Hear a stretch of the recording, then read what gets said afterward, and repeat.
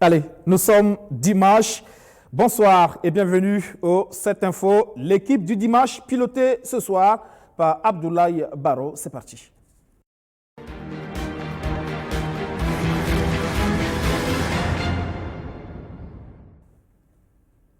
Deux invités sur ce plateau. Siaka Koulibaly, consultant politique, bonsoir. Bonsoir. Bienvenue. Avec nous également le docteur Daouda Zouré, économiste, bonsoir. Avec vous, on parlera encore une fois de l'écho du franc CFA. Merci. Mais avant, nouvelle attaque terroriste au Burkina Faso. C'était hier à Touéni, un car qui a sauté sur un engin explosif improvisé. Le bilan provisoire fait état de 14 morts, parmi lesquels 7 élèves et 4 femmes. 19 autres personnes ont été blessées, dont 3 graves. Siaka Koulibaly, encore une fois, une nouvelle attaque en ce début d'année. Là encore, la cible des civils, notamment des enfants et des femmes. Oui, comme on le disait il n'y a pas très longtemps, il faut s'intéresser de près à la façon dont les terroristes mènent leurs attaques maintenant. Les cibles semblent avoir changé. On passe des cibles logiques qui sont les militaires, les fonctionnaires, maintenant aux civils. Déjà, Bungu, c'était des travailleurs qu'on peut juger pas très impliqués dans les questions de sécurité. Mais Arbinda, les femmes et maintenant les élèves. Donc, il faut se demander quelle est la direction que la lutte du terrorisme est en train de prendre au Burkina Faso. Qu'est-ce que cela signifie exactement? Et il faut aussi voir la variation géographique des cibles. On passe d'une direction à l'autre, Bungu, Arbinda, Touéni. Donc c'est de nature à dérouter quelque peu le dispositif de défense qui est mis en place. Là-dessus, on s'interroge donc sur quel type de réaction rapide est prévue pour essayer de prévenir ce type de situation-là. Parce que la question aujourd'hui, c'est qu'on se rend compte de plus en plus qu'avant, les soldats avaient besoin plus de se protéger eux-mêmes, mais aujourd'hui, c'est beaucoup plus les civils qui ont besoin de protection. C'est ce que je suis en train de dire. Dès lors qu'on va passer à cette étape de la lutte du terrorisme, cela va être extrêmement compliqué dans la mesure où, disons que globalement, les militaires sont capables de s'organiser pour minimiser un peu les impacts des attaques terroristes. Parce qu'ils peuvent riposter, ils peuvent même dévancer les attaques parfois, si le renseignement est bien fait. Mais s'il s'agit donc des cibles civiles, je crains que nous puissions atteindre un stade de déliquescence très avancé, parce qu'en ce moment, ils peuvent entrer dans les localités, ils peuvent frapper des cibles qui n'ont pas de protection, puisque le dispositif de défense ne suffit même pas pour quadriller déjà le territoire. Les civils sont plus vulnérables. Ils sont beaucoup plus vulnérables, parce qu'ils ne savent pas les mesures minimum à prendre pour se protéger, éviter telle attitude, telle posture, les civils ne l'ont pas. À moins que nous réorientons toute la vie dans les localités, où l'armée pourrait donc définir un mode opératoire des populations, leur dire voilà comment il faut se comporter dorénavant, éviter telle ou telle activité, et peut-être qu'il va falloir passer à un état d'urgence général sur tout le territoire. Si d'aventure les civils sont les cibles, je ne vois pas comment on pourrait régler le problème si on ne prend pas des mesures assez drastiques. On sent que la stratégie pour les terroristes, visiblement, c'est toucher beaucoup plus la sensibilité en s'attaquant à ces cibles-là, les femmes, les enfants, c'est beaucoup plus susciter plus de désarroi, plus d'émotion au sein de la population? Moi, je dois avouer que je suis quelque peu étonné que ces cibles-là soient touchées. Parce qu'en réalité, au final, ça dessert beaucoup plus les terroristes que ça ne leur sert en réalité. Pour la simple raison que la sensibilité à ce type de cibles est plus grande que si il s'agissait seulement des gens qui travaillent dans le secteur de la sécurité. Ici, il s'agit des gens qui ne parlent pas de politique, a fortiori de sécurité, qui vaquent à leurs occupations, qui n'ont peut-être pas été responsables des raisons pour lesquelles les terroristes sont rentrés dans cette phase-là. Donc on se demande pourquoi réellement ils en arrivent à cela. Peut-être par dépit, parce que les forces de défense et de sécurité peut-être commencent à prendre de l'avance, à contrer les velléités, et donc on va vers les cibles les plus vulnérables. Tout à fait. Et quand on observe donc les théâtres d'opération où le terrorisme a pris beaucoup de temps, l'Afghanistan ou l'Irak, effectivement, dans un premier temps, ils s'en sont pris aux forces militaires, mais très rapidement, ils sont passés aux attentats dans les localités. Vous avez vu l'Irak comment, pendant des années, près d'une décennie, tous les jours, il y avait une bombe qui explosait dans un marché, dans une rue qui est fréquentée, etc. Même en France, Nice, ça a été pareil. Donc, il faut craindre que nous atteignions ces niveaux de la lutte terroriste, parce que le pays étant si démuni, je veux dire, en termes d'équipement, de protection préalable, ça m'étonnerait que nous n'ayons pas de très grosses pertes en vies humaines notamment, si on ne prévient pas donc cette dimension de la lutte du terrorisme. Alors il doit falloir désormais prendre en compte cette nouvelle donne, c'est-à-dire faire voir effectivement ces civils comme des cibles privilégiées au même titre que les militaires. Et là, ça devient plus compliqué, hein, la prise en charge. Beaucoup plus compliqué. Et il sera difficile de protéger les localités. Si vous prenez une ville comme Ouagadougou qui n'a presque pas de limites, les bordures sont vraiment très avancées dans la nature, si vous voulez. Si bien qu'il serait assez facile, avec le niveau d'équipement qu'il y a, il n'y a pas d'infrastructure de communication, il n'y a pas de voies, il n'y a pas surtout d'éclairage, si bien que c'est très facile de se camoufler à l'intérieur de la population.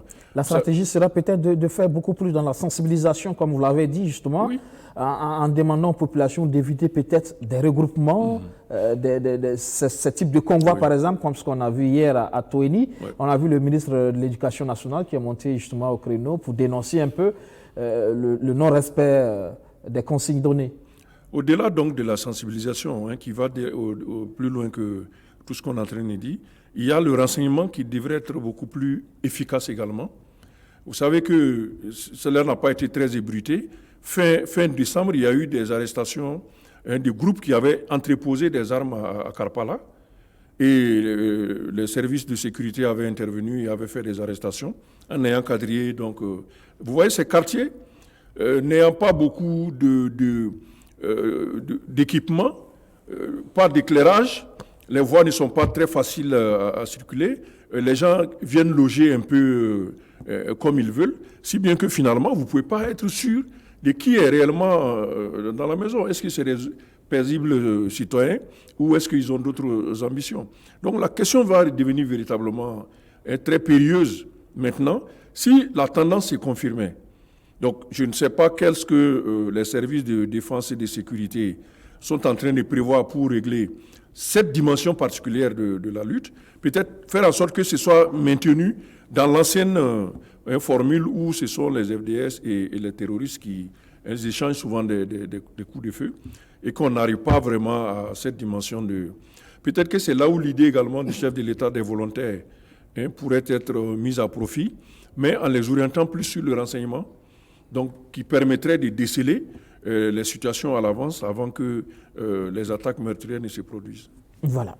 On attendra donc de voir par rapport aux nouvelles stratégies à développer à ce niveau.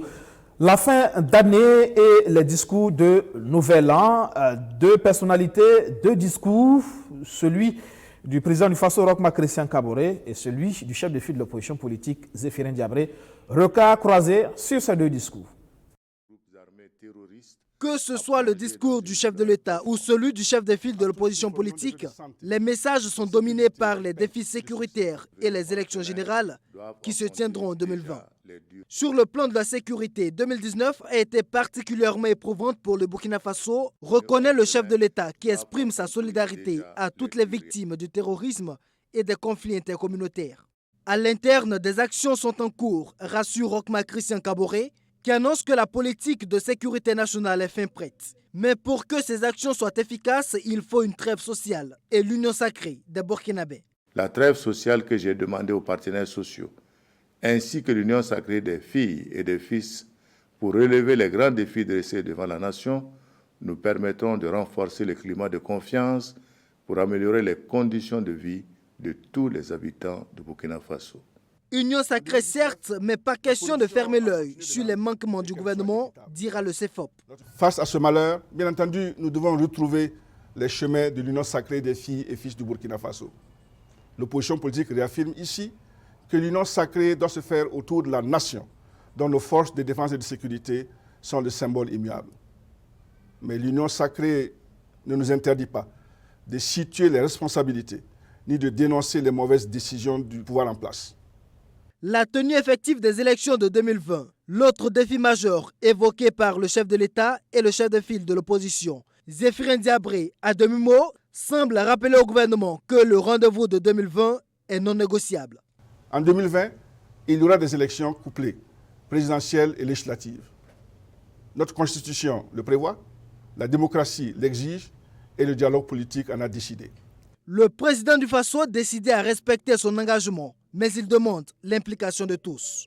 Le gouvernement s'emploie à créer les conditions pour la tenue d'élections libres, démocratiques et transparentes. Et je voudrais compter sur l'engagement de tous, opposition, majorité et société civile, pour relever ce défi dans le respect de la Constitution et du Code électoral. Pour le reste, rien de nouveau. Le chef de l'État délivre un discours plein d'espoir, abordant 2020 avec optimisme. L'opposition, quant à elle, est restée dans son rôle, peignant le bilan du parti au pouvoir en noir. Elle salue tout de même la tenue du dialogue politique initié par le président du Faso, mais estime qu'il faille aller plus loin dans la démarche en convoquant un forum des forces vives pour la paix et la réconciliation nationale. Voilà, Siaka Coulibaly, d'abord le caractère inédit, le chef de file de l'opposition politique qui effectivement s'adresse aussi à la nation, comme le fait le président du Faso. Oui, je crois que cela s'explique par le fait que nous sommes rentrés de plein pied dans l'année électorale, où les acteurs politiques vont être de plus en plus en première ligne de vos émissions. Donc, ceci pour dire qu'ils ne comptent pas peut-être laisser l'espace médiatique à la majorité, donc commencer à occuper le terrain, et ça commence par ces messages à la nation, où l'opposition, on l'a vu, est regroupée et en rang serré, donc délivrer également un message très clairement pour expliquer à la nation, aux citoyens, qu'ils sont prêts à relever le défi, les défis qui se posent au pays aujourd'hui, et que le chef de file de l'opposition l'a dit. Ils prennent acte donc de l'échec entre griffes du pouvoir en place, et qu'eux sont en mesure de faire des propositions nouvelles, des mécanismes qui vont permettre donc de relever les défis qui se positionnent aujourd'hui. Le discours du président d'abord pour commencer. Discours, à votre avis, du déjà vu, ou vous avez senti là une rupture parce qu'on est en année électorale, il fallait faire peut-être différemment? La synthèse du discours du chef de l'État, j'avais eu beaucoup d'espoir, où on a écrit que bientôt tous ces problèmes seront derrière nous. Je m'étais attendu dans le discours à avoir des décisions concrètes, précises, qui permettent de faire des avancées significatives dans tel ou tel domaine, notamment celui de la sécurité et de la fraude sociale. Malheureusement, comme le reporter l'a dit, finalement, on n'a pas eu de décision nouvelle et inédite qui permet de dire, bon, cette fois-ci, il est allé hors des sentiers battus. Déjà entendu, on a vu encore cet appel à la trêve. Voilà. L'appel à la trêve est déjà fait. Depuis 2016, le gouvernement avait annoncé la trêve et il avait reçu également sa réponse. Pourquoi est-ce que maintenant la trêve peut être acceptée? On ne le sait pas. Et je pense que c'est là où le chef de l'État devait innover en expliquant pourquoi maintenant il faut accorder la trêve sociale. Pas seulement parce qu'il y a le péril sécuritaire, puisque ça c'était déjà connu depuis 2016. Mais qu'est-ce qui maintenant permet de faire que les travailleurs vont accepter les sacrifices qu'on leur demande afin que nous puissions aller? Et là, il faut prolonger pour dire, si peut-être la stratégie de sortie de la crise sécuritaire est bien définie, clairement définie et est crédible, peut-être que ça peut aider à convaincre les travailleurs d'accepter la trêve sociale. Mais dans le général, l'orientation générale comme ça qui est donnée, à savoir qu'on a bon espoir que chacun va assumer ses responsabilités en 2020 pour qu'on sorte de la crise, ce n'est pas un discours qui peut permettre à un travailleur de se convaincre d'aller. Quant à l'appel aux citoyens, société civile, partis politiques, il a dit, tout le monde veut bien contribuer à sortir de cette situation. La question qui se pose, c'est le comment. Comment en tant qu'individu, en tant que citoyen, je suis interpellé par mon responsable politique, le chef de l'État, comment je contribue? Vous, en tant que responsable des médias, vous êtes appelé à contribuer. Comment vous y contribuez? Ces comment-là, on ne vous les donne pas. Si on revient au cas spécifique des médias, vous avez vous-même exposé les difficultés que vous avez avec le département de la communication qui n'arrive pas à élaborer un mécanisme efficace de mobilisation des acteurs des médias afin qu'ils aillent dans le sens qui est souhaité par le gouvernement. Donc, dans ce contexte-là, comment est-ce qu'on peut amener les gens? On pense que c'est de la mauvaise foi, mais les gens ne savent pas exactement comment ils peuvent contribuer à cette situation. Chacun en ce qui le concerne, chacun avec ses ressources, ne sait pas comment ça va se faire. C'est pour ça que les cadres qui avaient été suggérés, la réconciliation ou la conférence sociale et politique, avaient justement pour but de définir ces questions-là, permettre donc la contribution des acteurs non étatiques, ceux qui ne sont pas aux responsabilités, afin qu'ils puissent le faire en dehors des mandats politiques, en dehors d'une stratégie politicienne, je veux dire. Mais si cela n'est pas fait, chacun reste dans son camp. L'opposition est très volontaire pour contribuer, mais ne sait pas comment elle peut contribuer. Et chaque acteur également reste dans cette expectative-là. En somme, pas d'action forte annoncée sur des sujets d'intérêt comme la sécurité, les élections, la réconciliation. D'ailleurs, la réconciliation un sujet sur lequel l'opposant Blasé Ouedraogo a estimé que le président n'en a pas fait cas. Et pourtant, pour lui, c'est l'une des conditions aussi sine qua non de la mobilisation de l'ensemble des Burkinabés autour donc des grands enjeux. Oui, tout à fait. Un point quand même que je pense positif, c'est la question des élections. Vous avez vu qu'il y avait une polémique il y a à peu près un mois sur la possibilité que les élections ne se tiennent pas. Suite à l'intervention d'un responsable politique, avec ce discours du chef de l'État, je crois que cette question est clarifiée. Il y aura les élections. Donc c'est déjà quelque chose qui est bon à prendre. Maintenant, cette décision prise, ça appelle également d'autres actes, à savoir qu'il faudrait par exemple qu'il y ait une conférence d'évaluation, par exemple autour du mars, pour voir est-ce qu'on peut tenir les élections de façon conforme aux dispositifs qui existent déjà. Si ce n'est pas le cas, qu'est-ce qu'il faut faire alternativement? Donc ça, c'est indispensable avant que nous n'allons jusqu'aux abords de l'élection. Peut-être que le discours aurait pu aussi faire plus de précision, justement en disant, d'ici telle période, si la situation sécuritaire, après évaluation, il se trouve que c'est possible, on le fera. Dans le cas contraire, je propose telle autre alternative, par exemple, une situation peut-être de transition pour pouvoir permettre à l'ensemble des Burkinabés de se mobiliser autour de la question, régler la question sécuritaire avant d'aller passer à des élections. Oui. Mais c'était intéressant que le chef de l'État évoque déjà ces échéances-là, parce que quelle que soit l'option qui sera arrêtée, il faut que cette option soit consensuelle. D'abord au niveau de la classe politique, qui est la plus intéressée par cette situation, mais aussi au niveau de toute la population, qui doit avoir une vue très claire de ces questions politiques, de ces questions de renouvellement des institutions, de sorte qu'il n'y ait pas aussi, que cela ne devienne pas un autre terrain de confrontation politique, si d'aventure le gouvernement seul décidait sur la question. Donc, à mon avis, il est indispensable de faire une évaluation à un moment donné, assez tôt déjà.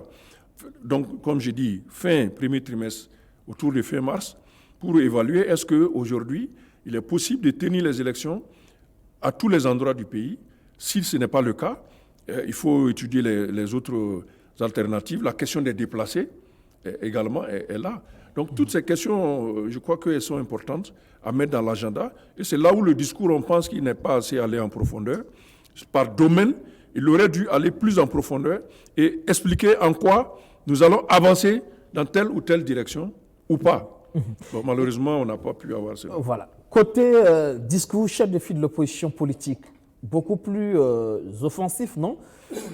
Oui. Apparemment, on s'adresse beaucoup plus au pouvoir qu'au peuple.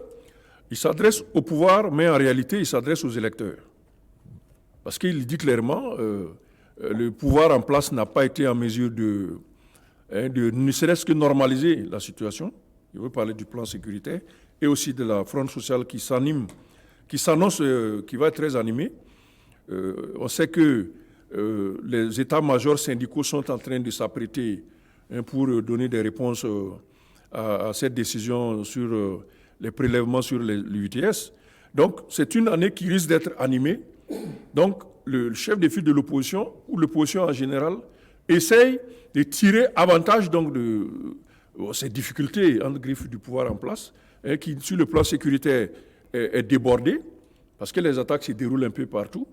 Ensuite, les attaques se déroulent dans des domaines très sensibles aujourd'hui, les civils.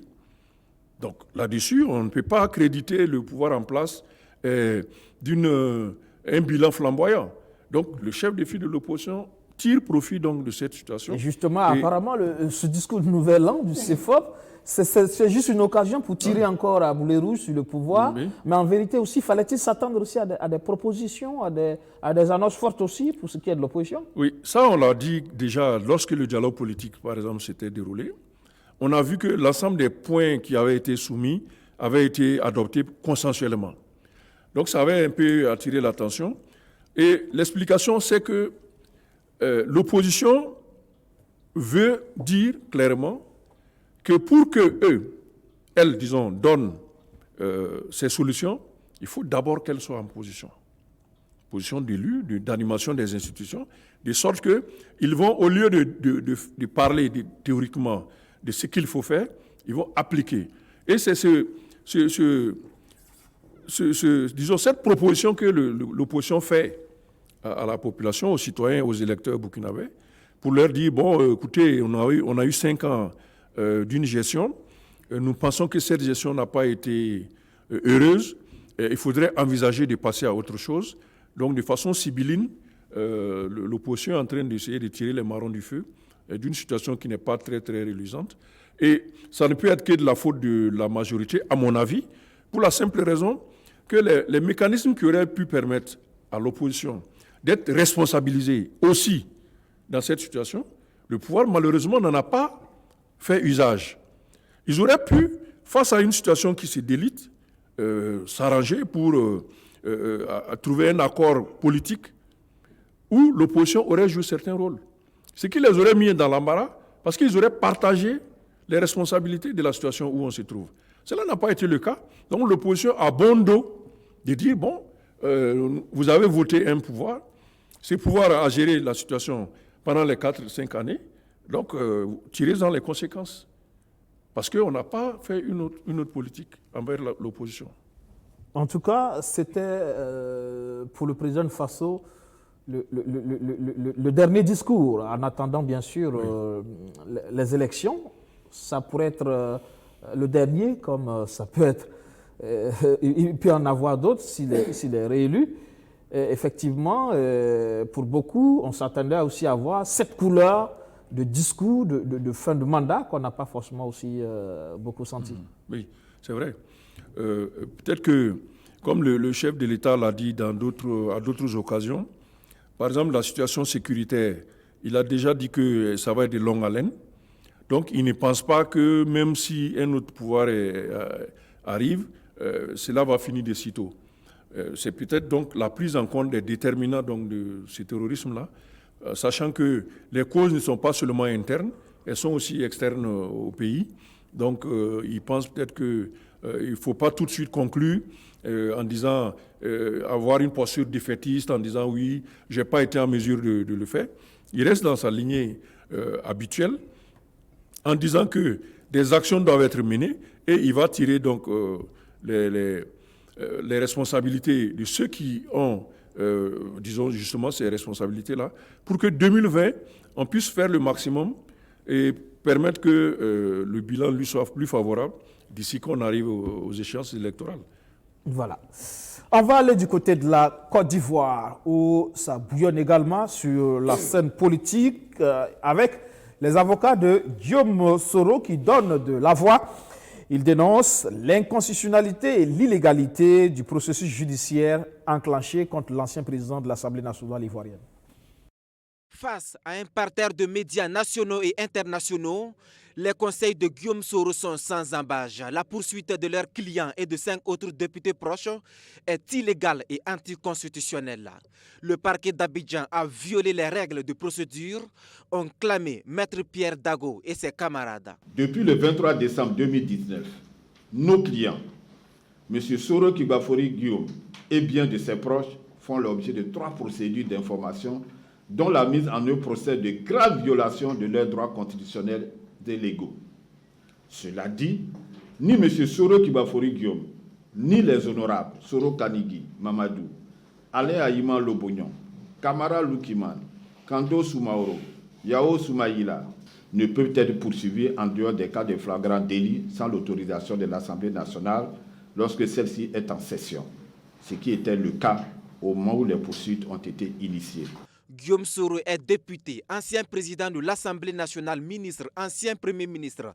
Il ne peut être poursuivi que par la Haute Cour de justice, selon le collectif d'avocats.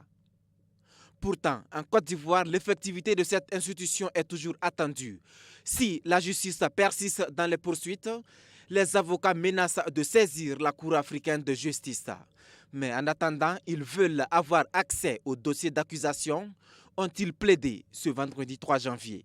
Les procédures qui ont été engagées en l'espèce contre Soro sont non seulement illégales, mais en plus inconstitutionnelles. Jusqu'à cet instant où nous vous parlons, malgré nos nombreuses démarches, on n'a toujours pas pu avoir accès au dossier judiciaire. Guillaume Soro, candidat déclaré à la présidentielle de 2020, est poursuivi pour complot contre l'autorité de l'État, de troubles à l'ordre public, de détournement de fonds et de blanchiment d'argent. Absent du pays depuis 6 mois, Soro devrait regagner son pays le 23 décembre 2019. À la dernière minute, il a dérouté son vol pour le Ghana, puis pour un pays européen. Le procureur de la République a lancé un mandat d'arrêt international contre Soro, ex-chef de rébellion ivoirienne. Voilà, Siaka Koulibaly, c'est désormais sur 2 tableaux.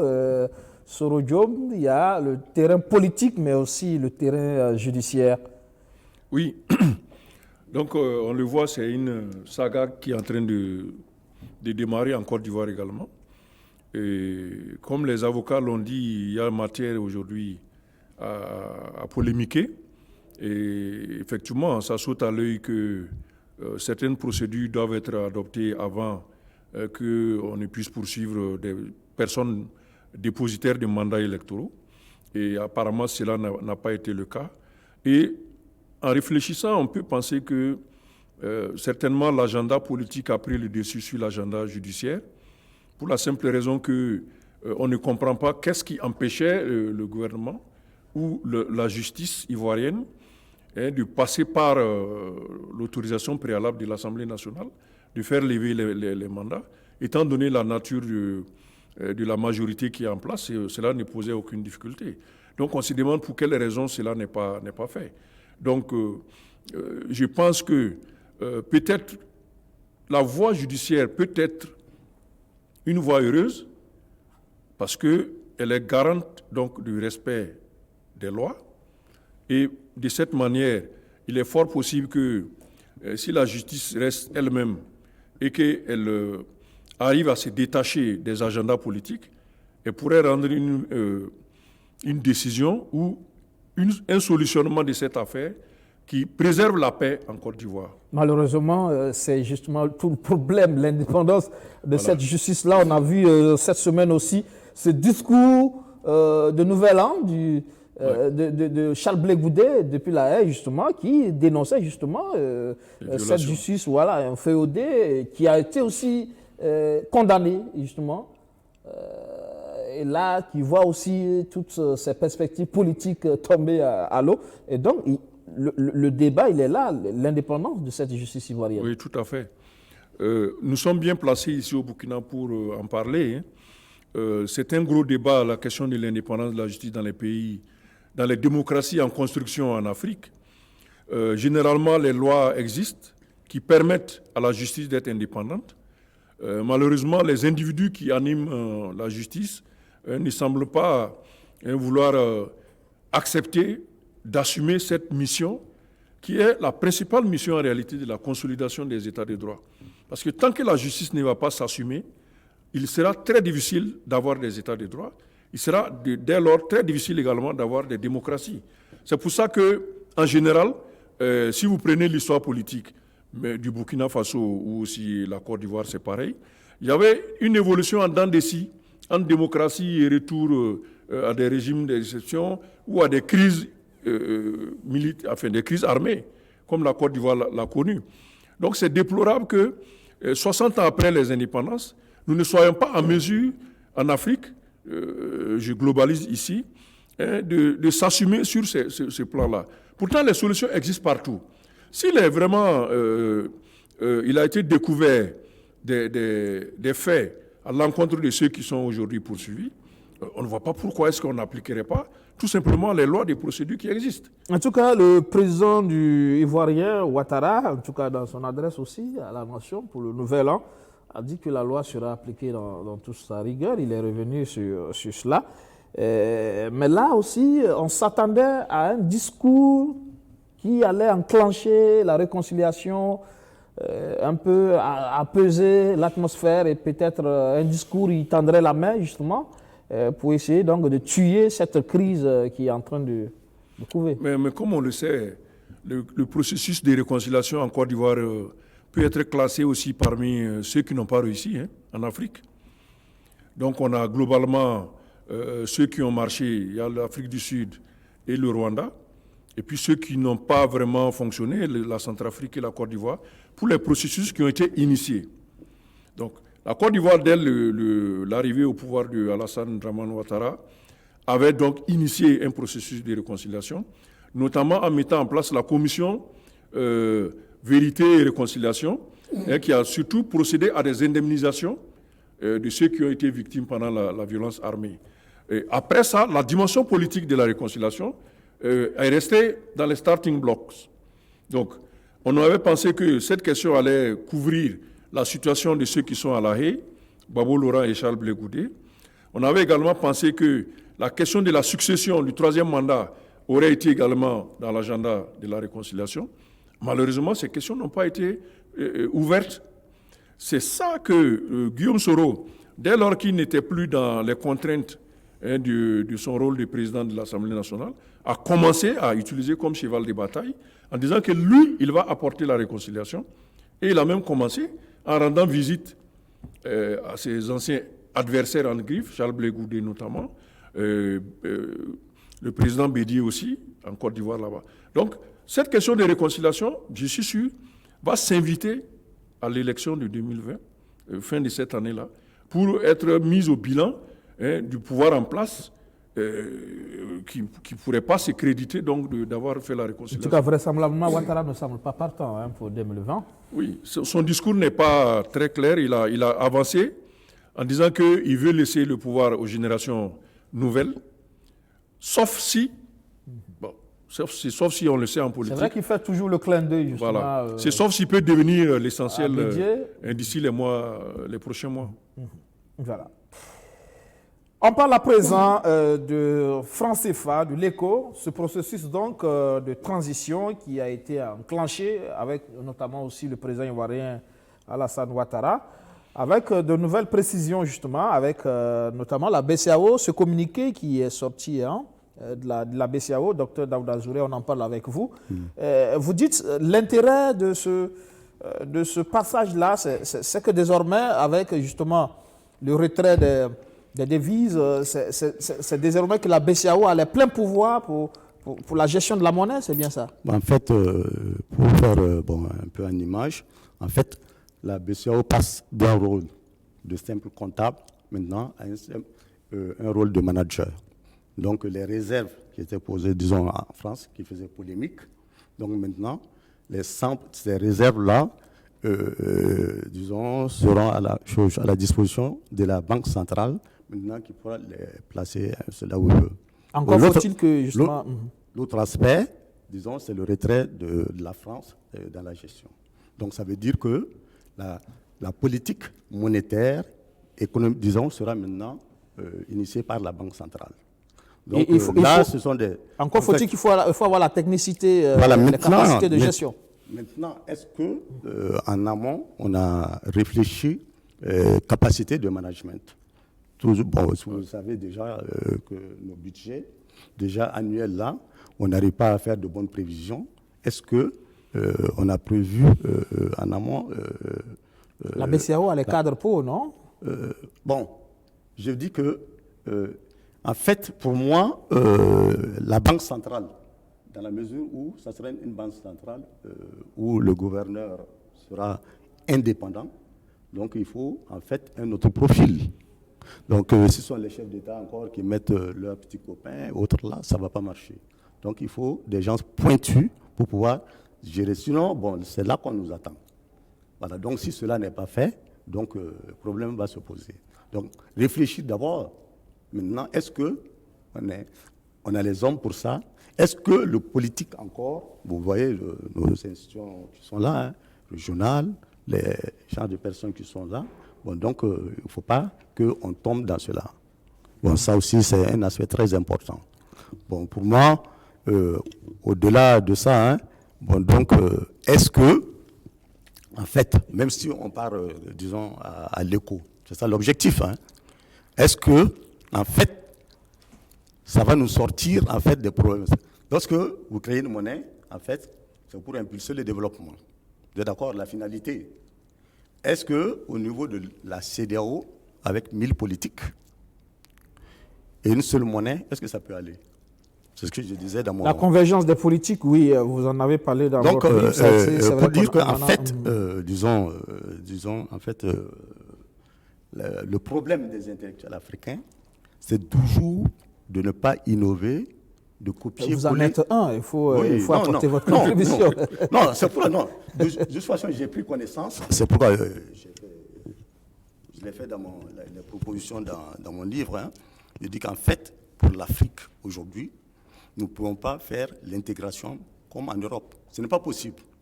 Donc, lorsque vous reproduisez le modèle européen, c'est comme nos administrations, vous échouez. Donc maintenant, la CEDEAO, c'est une entité économique. Donc, l'UEMOA, économique et financière. Donc, si vous partez avec plusieurs politiques, avec le Nigeria qui fait 75% du PIB de la zone, donc, si le Nigeria, par exemple, a des problèmes d'ajustement, par exemple, pour dévaluer sa monnaie, ils ne vont pas demander l'avis du Burkina ni du Ghana. C'est peut-être pour ça qu'on va d'abord à l'échelle de l'UEMOA. Non, pas à l'échelle de l'UEMOA. Ça, c'est encore une erreur. Vous voyez, on copie le modèle européen qui est un échec actuellement. L'Union européenne, c'est un échec. Et c'est ce qu'aujourd'hui, c'est l'Allemagne qui a les devants. Aucune politique ne peut être menée sans l'avis de l'Allemagne. Donc, il y a un blocage. Maintenant, les Européens, ils ont deux solutions. Soit chacun a sa monnaie, ou c'est l'Europe fédérale. Donc, c'est ça. Donc, nous partons dans le même scénario. Actuellement, pour nous, chacun peut avoir sa monnaie. La porte est ouverte. Aujourd'hui, chacun peut disposer de sa réserve et puis maintenant disposer d'une politique. Mais ensemble, on est plus fort. Ensemble, on est fort lorsque l'objectif, même d'abord, quand on a créé l'UA avec nos pères fondateurs, c'était de constituer l'Afrique politique. Et maintenant, avec les besoins de la globalisation, que je dis maintenant, qui ont formé des entités économiques et financières, donc ça déviait les objectifs. Je dis d'abord, nos entités politiques d'abord, et maintenant, on verra maintenant quelles sont, disons, les stratégies économiques qu'on va mettre. Donc, si on a l'entité politique au niveau de la CEDEAO, donc c'est facile, enfin, d'avoir une politique au niveau de la CEDEAO, une politique unique. Et là, on sera plus fort. Mais lorsque ces diverses politiques comme ça, là, c'est au besoin, en fait, de la globalisation de l'économie. Mais non pour avoir une Afrique très forte. Si on veut être fort, il faut que nous soyons comme la Chine ou bien les États-Unis. Donc, sinon, on part vers un blocage. Et par exemple, des pays comme le Burkina, où on a mis, par exemple, si on part dans le cadre de la flexibilité. Oui, la question ça peut, disons, du maintien du taux de change fixe par rapport à l'euro, c'est une bonne chose? C'est une bonne chose et une mauvaise chose. En toute chose, il y a le bon et le mauvais, c'est ça aussi. Toute politique a son côté positif et, disons, négatif. C'est quoi le bon dans le maintien de la parité? La parité, en fait, disons, il faut dire d'abord que le CFA est une monnaie surévaluée. Surévaluée? Oui, parce que, en fait, c'est ça qui nous permet d'avoir la petite bourgeoisie, d'avoir une vie décente, d'avoir des belles voitures, une belle descente. C'est ça. Donc, les Français nous ont donné ça à la petite bourgeoisie, en fait, pour l'entretenir. Donc, ça ne connaît pas notre réalité. Aujourd'hui, si on va dans la réalité, par exemple, on va voir les voitures à 200, 300 millions. C'est quoi? S'il y a la flexibilité? S'il y a la flexibilité, si on a notre réalité aujourd'hui, les voitures, toutes ces voitures-là vont disparaître. Donc, on va arriver. Donc, est-ce que... Pourquoi il en sera ainsi? Dans la mesure où tout ce qui est bien importé sera plus cher. C'est ça. Donc, vous dévaluez. Les biens importés seront plus chers. Est-ce que la flexibilité suppose d'évaluation? Oui, si. La flexibilité, ça veut dire que vous réalisez à la réalité. Donc, si vous dévaluez, c'est pour mieux exporter, donc être compétitif. Donc, si vous êtes compétitif, c'est de limiter les importations et puis avoir des industries de substitution à l'importation. Donc, ça veut dire que vous arrivez à votre réalité et que les prix seront encore plus chers. Est-ce que donc pour vous, sans la compétitivité de l'économie, la flexibilité n'a pas son sens? Oui, ça n'a pas son sens. Ça permet d'être compétitif. Mais la monnaie surévaluée aussi, en fait, nous permet à ces 10%-là de la petite bourgeoisie et de vivre une vie décente au détriment de la population. C'est que, en fait, c'est ça le piège. En fait, les Français ont mis ça en place. Et pour avoir une monnaie flexible, il faut avoir une économie compétitive, c'est ce que vous voulez dire? C'est ça. Mais, par exemple, au Burkina, on a liquidé toutes les entreprises. Aujourd'hui, là, ça ne nous arrange pas. Même toutes les sociétés d'État, on les a liquidées. Donc, tu vas faire la compétition avec toi. Donc, pour le Burkina, on n'est pas prêt. Donc, il faut mettre une stratégie, maintenant, à long terme, un projet générationnel, maintenant, mettre en place pour pouvoir avoir quelque chose. Il n'y a rien. Même une bonne route, on n'a pas. On a tout privatisé. Même tout ce qui est du domaine public, vous voyez, les chemins de fer qu'on a donnés aux Français, disons, qui ont, en fait, vous avez fait comme le chemin de fer était fait. Bon, par les travaux forcés, et on prend ce patrimoine-là qu'on donne aux fils des choses de ceux qui ont commis ces atrocités, l'électricité, comment ça s'appelle, les télécoms, tout ce qui est du domaine public, même le ramassage des ordures, on les a pris. Donc, vous n'avez pas de tissu économique. Vous prenez 1994, la dévaluation a été faite au détriment des pays comme le Burkina, parce que, simplement, des pays comme le Gabon, le Cameroun et la Côte d'Ivoire avaient une balance commerciale déficitaire.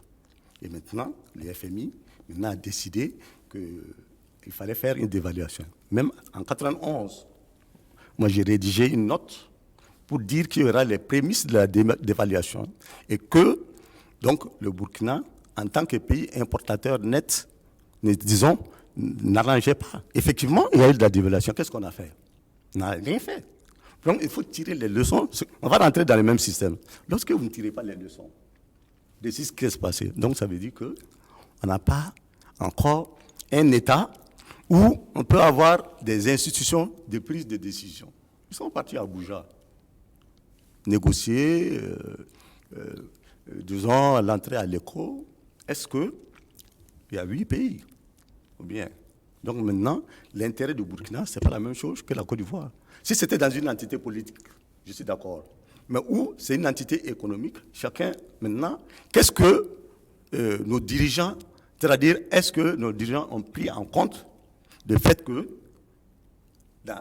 ce soit dans le cas de la monnaie forte ou bien de la flexibilité, bon, quels sont les intérêts, les inconvénients pour le Burkina? Qu'est-ce qui arrange le Burkina? Donc, en tant que pays, c'est ça. Donc, si vous partez comme ça veut dire que vous allez sceller notre sort pour rien. Donc, c'est ça aussi, la responsabilité donc, tant que vous n'avez pas de structure... Je voudrais poser la question à Seka Coulibaly. Là, finalement, on a l'impression que nos intellectuels, finalement, finissent par nous perdre, en tout cas au niveau de la population, sur cette question de la monnaie. Tantôt, c'est une très bonne chose, tantôt, il y a des risques. après, qu'est-ce qu'on fait finalement? On va, on n'y va pas, et qu'est-ce qu'on fait? Tantôt, on pense qu'on est trop audacieux, et il faut aller de façon graduelle. Bon, après, ça crée une sorte de confusion, et on se demande que font effectivement ces intellectuels-là pour clarifier clairement, en tout cas, la situation, et permettre au peuple de comprendre et d'accompagner effectivement les politiques dans cette mutation. Depuis que le président ivoirien, accompagné du président français, ont annoncé donc, la création de l'ECO pour la zone UEMOA, j'ai entendu plusieurs intellectuels spécialistes des questions économiques, monétaires et financières s'exprimer. C'est vrai que ce n'est pas tout à fait facile à comprendre pour le citoyen courant. Je pense, de mon point de vue, qu'ici, le processus politique a pris en otage la dimension technique. C'est-à-dire que tout ce qu'ils sont en train d'expliquer, ça peut avoir une consistance, mais la question, c'est l'écho de la CEDEAO ou l'écho de l'UEMOA, à mon avis, handicape la bonne résolution de la question de notre monnaie à l'heure actuelle. Donc, on ne sait pas si c'est une monnaie qui va concerner toute la zone CEDEAO, les 15 pays, ou seulement l'UEMOA. Donc, tant que ces questions ne sont pas résolues, la qualité du changement qu'on est en train d'impulser, à mon avis, va poser toujours problème. Et on l'a vu à plusieurs niveaux, le lien entre le franc CFA et la France continue à alourdir donc, la question de la monnaie. Donc malgré la capacité technique de nos intellectuels sur ces questions-là, tant que c'est le politique qui va tirer donc, la locomotive dans son sens, qui n'est pas toujours le même que celui des techniciens. Or, on le sait, la question de la monnaie, c'est une question qui doit être indépendante des influences politiques. Quand on regarde l'Union européenne, on le voit. Le président de la Banque centrale européenne ou derrière lui, le président de la Banque centrale de l'Allemagne, ce sont des personnes qui sont protégées d'un point de vue juridique et qui prennent des décisions contre les avis des politiques.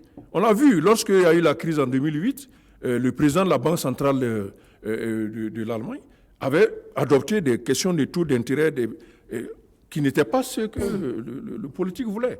Est-ce que nous avons ces hommes-là à notre niveau qui peuvent également aller contre ce que les politiques veulent faire? Moi, c'était ça ma principale préoccupation. Même la question des réserves d'échange. On va les enlever de la Banque de France et les mettre où? Les loger où? Je crains qu'on ait quitté un environnement où c'est la loi financière française qui est très bien encadrée, qui protégeait donc cet argent, de la prédation. Hein. Parce que imaginez cet argent à la disposition des gouvernements africains, ils vont justifier des dépenses qui ne sont peut-être pas vraiment des dépenses justifiées et utiliser cet argent-là. Donc il y a cette crainte qui existe toujours, au-delà donc de la question purement de la gestion donc, de la monnaie. À mon avis, c'est une boîte de Pandore qui vient d'être ouverte par le président ivoirien au nom de ses collègues donc, de l'UEMOA. Et on aura beau écouter les experts sur la question, je crains qu'à la longue, on n'ait pas une situation qui soit vraiment enviable. Donc en plus des questions de développement qu'on a, si on ne maîtrise pas la question de la monnaie, ça va être le chaos total. Parce qu'aujourd'hui, on est dans une sorte de situation anesthésiée, où on a une parité qui nous permet donc d'avoir une politique assez à peu près stable sur la durée. Et si on n'a plus cette garantie, je ne suis pas forcément partisan de maintenir le lien avec la France, hein, non. Mais l'alternative, quelle est-elle? Et là, on ne dit pas grand-chose. Après son discours peut-être que les faits ont fait qu'il n'a pas pu enclencher, on aurait dû avoir tout de suite une rencontre des chefs d'État, accompagner des experts, pour très rapidement nous dire quelles sont exactement les nouvelles orientations que la monnaie va prendre. Ce qu'on nous a dit, c'est en 2020. Hein? On est en 2020. Mais oui, on commence donc maintenant. Donc, espérons que la semaine qui va s'ouvrir permettra de voir des avancées tout de suite. Docteur. Bon, en fait, comme je vous disais, hein, il y a plusieurs dimensions. Ce n'est pas avec la monnaie, en fait, qu'on pourra résoudre tous les problèmes de l'Afrique. La monnaie n'est que, disons, un aspect secondaire. Hein. Vous voyez tout ce qui se passe aujourd'hui. Si, par exemple, on n'encadre pas les dépôts, ce serait un problème. D'abord, par exemple, un exemple. Si vous prenez, les Américains disent que pour électrifier l'Afrique, il faut 55 milliards de dollars.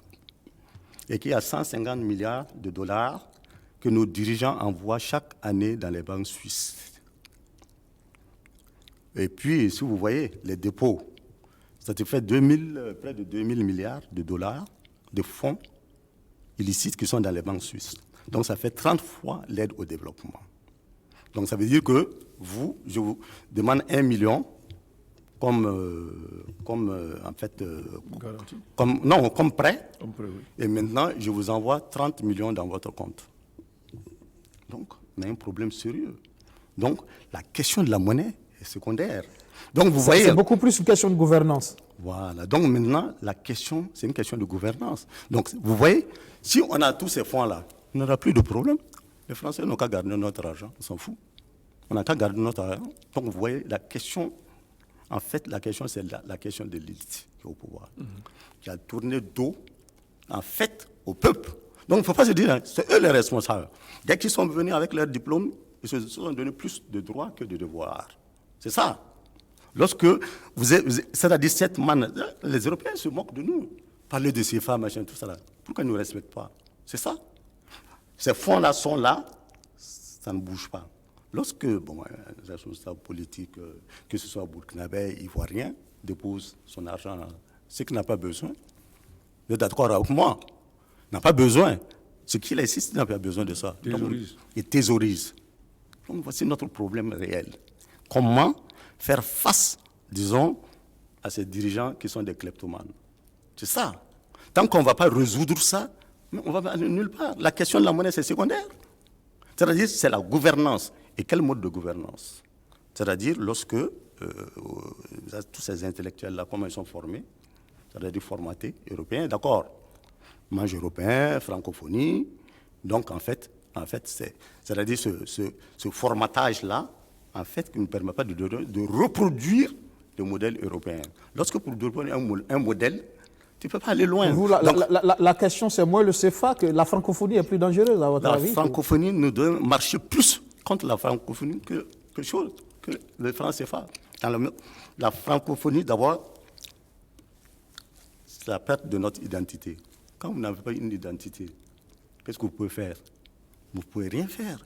Et la francophonie, ça veut dire que vous êtes, si vous voyez, disons, la langue a été un élément déterminant dans la création de l'État-nation et l'épanouissement de la bourgeoisie en Europe.